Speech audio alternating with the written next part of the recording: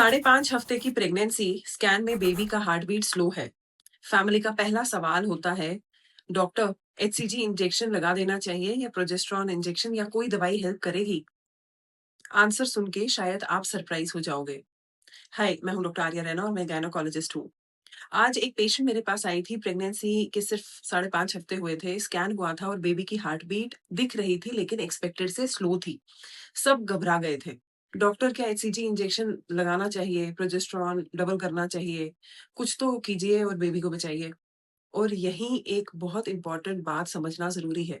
सबसे पहले, fetal bradycardia मतलब दिल की धड़कन कम होना, इट सिंपली मीन्स कि बेबी की हार्ट बीट इस स्टेज पर एक्सपेक्टेड से कम है, लेकिन इतना जान लेना ही काफ़ी नहीं है।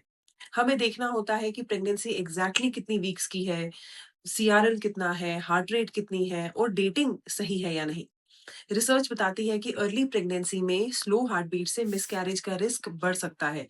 लेकिन क्या एचसीजी इंजेक्शन इस रिस्क को कम करता है? अभी तक की गाइडलाइंस और अवेलेबल एविडेंस के हिसाब से सिर्फ फीटल ब्रेडिकार्डिया की वजह से रूटीन एचसीजी इंजेक्शन रिकमेंड नहीं किए जाते।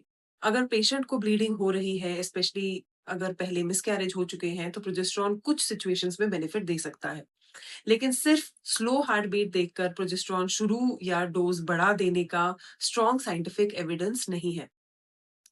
सबसे इंपॉर्टेंट ट्रीटमेंट क्या है? 7-10 दिन के बाद रिपीट अल्ट्रासाउंड, क्योंकि कभी-कभी ओव्यूलेशन लेट हुआ होता है, डेट्स गलत होती हैं और अगले स्कैन में हार्ट बीट बिल्कुल नॉर्मल मिलती है। इसलिए पैनिक से ज़्यादा ज़रूरी है करेक्ट डायग्नोसिस और एविडेंस बेस्ड मैनेजमेंट। हर स्लो हार्ट बीट का आउटकम सेम नहीं होता और हर इंजेक्शन प्रेगनेंसी को नहीं बचा सकता। साइंस के साथ डिसीजन लीजिए, सिर्फ डर के साथ नहीं। होपफुली ये जानकारी आपकी कभी मदद करेगी। ज़रूरतमंद के साथ ज़रूर शेयर कीजिए और कमेंट सेक्शन में ब ज़रूर बताइए अगर आपके साथ ये हुआ है और आपने क्या किया। बाकियों को मदद मिलेगी। Thank you.